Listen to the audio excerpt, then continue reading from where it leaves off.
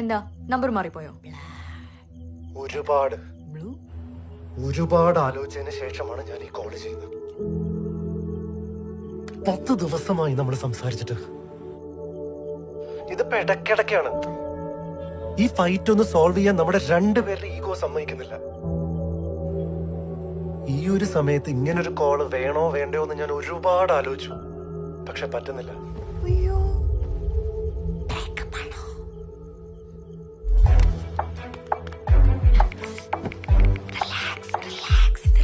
അവന് വേണ്ട, എനിക്ക് വേണ്ട, അത്രേ ഉള്ളൂ. ഇങ്ങനൊരു സമയത്താണല്ലോ ഇതിന്റെ ഇമ്പോർട്ടൻസ്. അതുകൊണ്ട് മാത്രം ചോദിക്കുക.